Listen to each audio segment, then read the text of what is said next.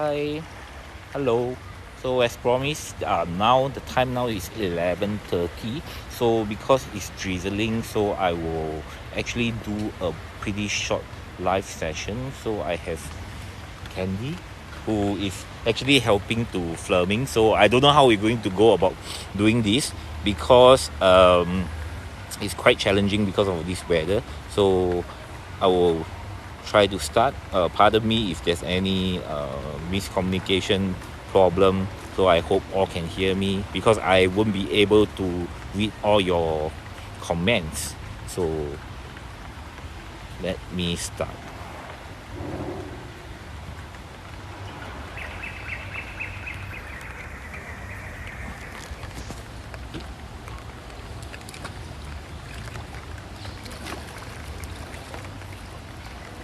Okay.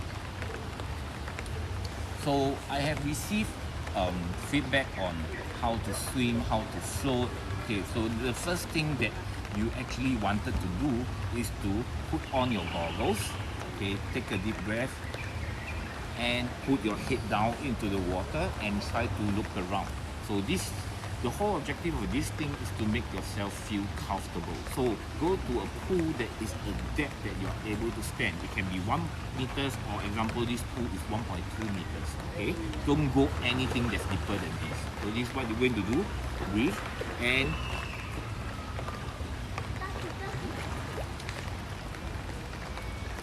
okay. Now after you have done this, okay, the next thing you're going to learn how to blow bubbles. Okay, now I have emphasized a lot of times in all my videos, it's only through breathing in through your mouth and breathing out through your nose. Okay, don't do anything other than that. Else, if you go to diving or you go and proceed to somersault, you have this problem that you will feedback water going into your nose, right? You feel pain. That's all because of your breathing problem. Okay, so get it first, right? So breathe in through your mouth and breathe out through your nose. So this is the first step that you're going to proceed. Okay, take a breath. Okay, there's no need for you to inhale maximum, just like how you breathe normally. Okay, so breathe and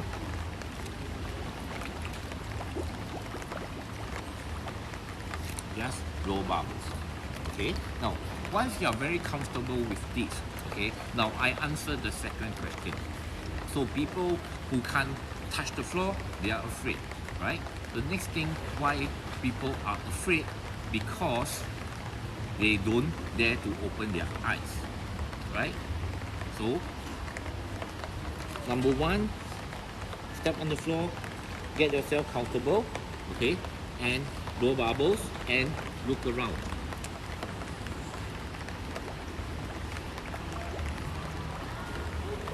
Okay, so the second part of phobia is people who tell me that once they go in the water, they will sink. Okay, I guarantee you, you will change your whole concept of this, because whoever I see, I will tell them they are born to float.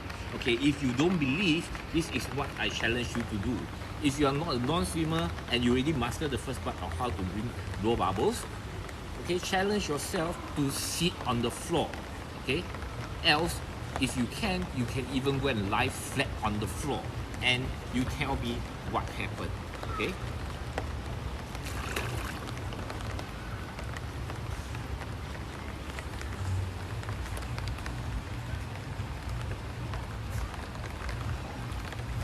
after a certain point of time, okay, you will feel that there's this buoyancy that's going to push you upwards. Okay, you can try as many times as possible. Okay, I guarantee that you are going to float upwards, right? Instead of you keep sinking. You sink because you panic, right? So I hope I answered these two questions. Okay, one is to be able to stand, open your eyes, blow bubbles. Two, that you are able to float. Okay, so now you're still not convinced that you're able to float. It's okay, right? So the next thing we wanted to do is this. You're going to go to the side of the wall, put your head down, blow bubbles and relax your feet. Okay, let your legs start to float up by itself. If it doesn't float parallel to the floor, it doesn't matter. Okay, just relax and let your legs off the floor a while. Okay, and this time you're going to achieve 7 seconds. Okay, try for 7 seconds. There's a reason why I said 7 seconds. Okay, later I will touch in the video. So this is what you do.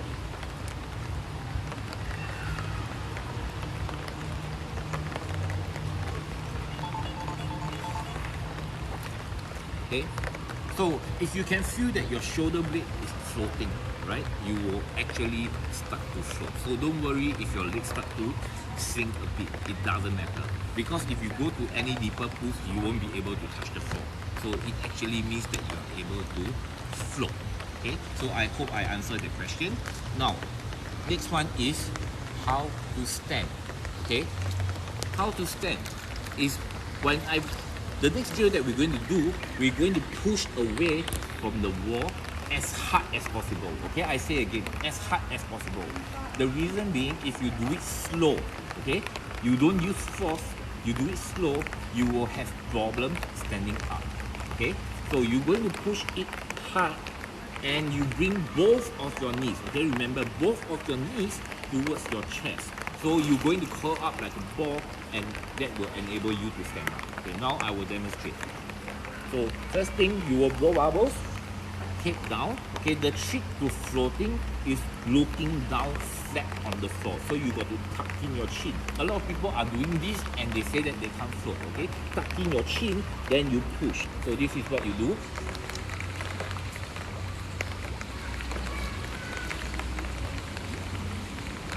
Okay, and this is how you stand up, right? So you're going to practice this a lot of time because this water can be of a lower level, but that will really cause somebody to drown if they can't stand up properly and if they are not stable. Okay, so remember, okay, you got to bring your hands in, bend your elbow so that this action will enable you to push away from the wall hard. Okay, I will do it again.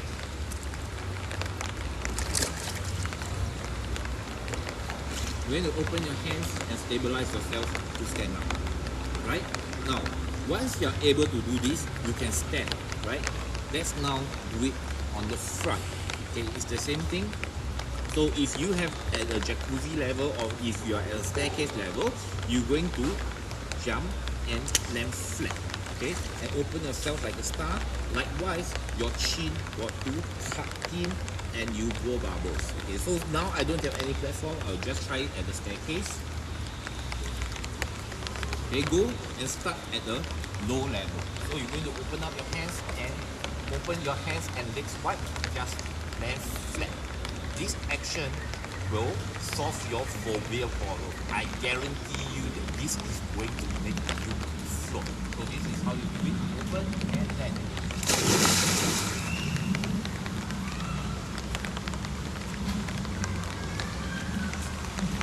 Okay, so how you feel that you float?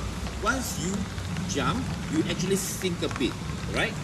But after you tuck in your chin and you relax, you actually float upwards and you can feel the buoyancy on your shoulder blade that you actually float.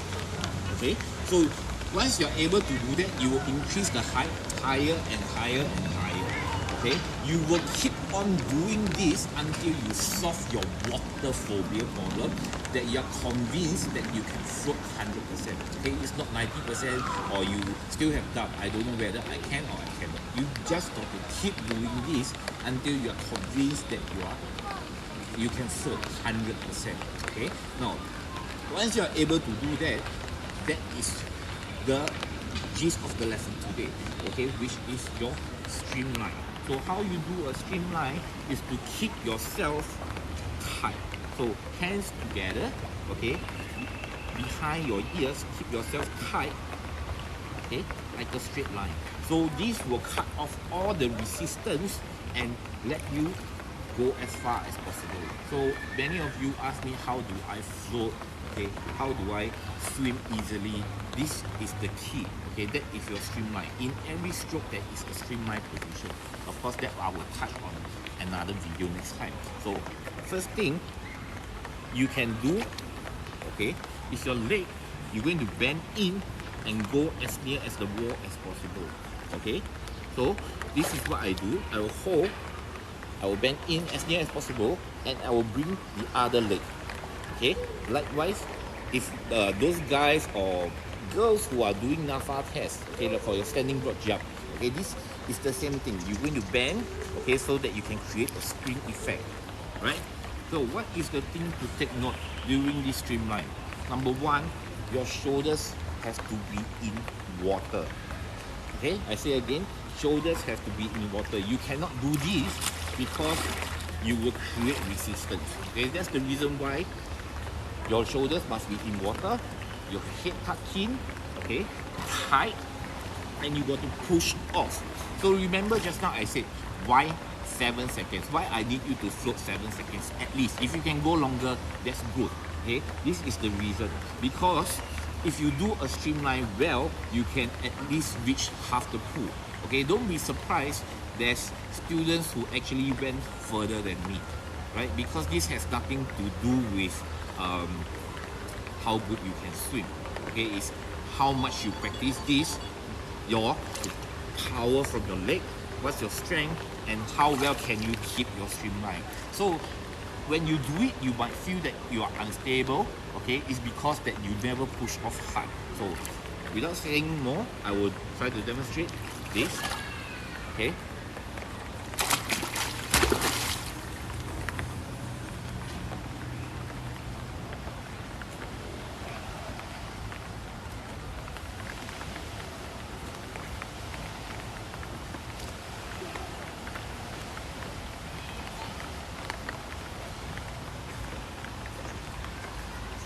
So as you can see, one streamline will actually clear half the pool. Okay, I mean width. This width is about 25 meters. Okay, so this is what I keep emphasizing on. That's why I need you to be very good at your streamline. So I hope this very short session is helpful to all of you. Please try it. Okay, and you can DM me whatever things that you have encountered, whatever problems that you have encountered. Okay, I will try to reply using a video if needed be. Else, you can DM me and I will text you back what is the problem that you encounter. Okay, wait. The last thing. So, how I do it? I take in a breath and I push. Okay, I hold my breath and I push. Okay. Once I start to run out of breath, I will start blowing bubbles from my nose until I exhaust all my oxygen. Then that is when I stand up. So I hope this is helpful and have a nice day. Thank you. I see you all soon.